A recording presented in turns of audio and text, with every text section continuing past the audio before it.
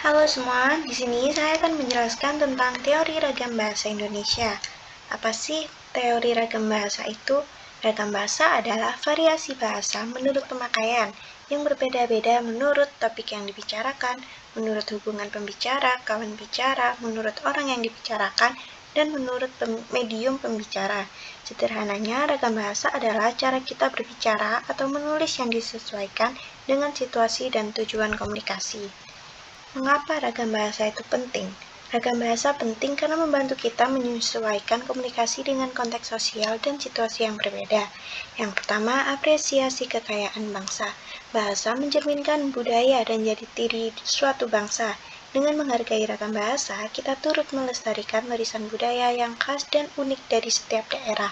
Yang kedua, menunjang efektivitas komunikasi. Dengan menggunakan ragam bahasa yang sesuai, pesan yang disampaikan akan lebih mudah dipahami dan tidak menimbulkan kesalahpahaman. Yang ketiga, mendukung pembelajaran dan pendidikan. Dalam konteks pendidikan, ragam bahasa ilmiah digunakan agar materi bisa disampaikan secara jelas dan logis. Dan yang terakhir, menjaga sopan santun dan etika. Bahasa yang digunakan kepada orang tua, guru, ataupun atasan itu tentu berbeda dengan bahasa yang kita dengan teman sebaya. Ragam bahasa membantu kita untuk tetap menjaga etika berbahasa. Selanjutnya, faktor penyebab munculnya ragam bahasa. Yang pertama ada faktor medium, yaitu sarana yang digunakan untuk menghasilkan bahasa, misalnya lisan atau tulis. Yang kedua, faktor tujuan, yaitu maksud yang ingin dicapai oleh penulis dalam berkomunikasi, seperti informatif, persuasif, ataupun rekreatif. Yang ketiga, faktor situasi, yaitu kondisi yang melingkup proses komunikasi, misalnya formal atau informal. Yang selanjutnya yaitu faktor hubungan, yaitu tingkat kedekatan atau jarak sosial antara penulis dengan pembaca, misalnya akrab atau asing, hormat atau sejajar, superior atau interior.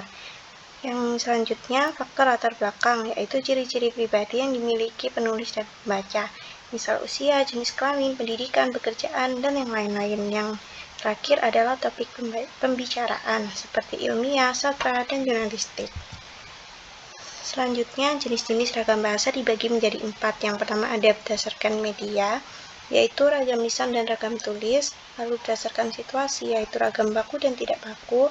Yang ketiga, berdasarkan bidang penggunaan seperti ragam ilmiah, ragam hukum, ragam agama, ragam sastra, dan sebagainya. Dan yang terakhir, berdasarkan daerah seperti ragam daerah. Selanjutnya, apa sih perbedaan dari ragam lisan dan ragam tulis? Ragam lisan terlebih dahulu yaitu berlangsung melalui ujaran atau ucapan. Terjadi dalam situasi interaksi langsung seperti percakapan sehari-hari, diskusi, presentasi, lebih spontan, ekspresif, dan memungkinkan adanya umpan balik langsung dari lawan bicara. Sedangkan yang tulis yaitu berlangsung melalui tulisan, terjadi dalam situasi formal atau semi-formal, seperti komunikasi resmi, penulisan karya ilmiah, atau publikasi. Kurang spontan, membutuhkan persiapan, tidak memungkinkan adanya umpan balik langsung. Selanjutnya, contoh penggunaan kalimat baku dan tidak baku. Contoh penggunaan ragam baku yaitu, saya ingin mengonfirmasikan bahwa rapat akan dimulai pada pukul 10 pagi. Kalimat ini menggunakan bahasa yang lebih resmi dan sesuai dengan tata bahasa yang benar. Contoh kalimat ragam tidak baku adalah, gimana kabarmu, lama nggak ketemu. Kalimat ini lebih kasual dengan struktur yang lebih bebas dan menggunakan kata-kata yang lebih sehari-hari.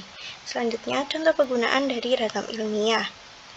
Penelitian ini bertujuan untuk mengetahui pengaruh konsumsi sayuran hijau terhadap kadar hemoglobin pada remaja. Ini termasuk ragam ilmiah karena menggunakan struktur kalimat formal bersifat objektif dan berisi tujuan penelitian. Yang kedua, ragam sastra, mentari pagi tersenyum hangat membelai wajah bumi yang masih terlelap dalam dinginnya embun. Termasuk ragam sastra karena menggunakan gaya bahasa kiasan, performasi indah dan imajinatif.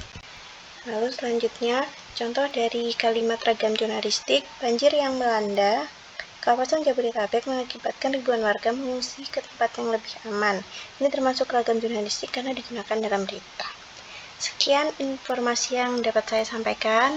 Kurang lebihnya mohon maaf. Wassalamualaikum warahmatullahi wabarakatuh.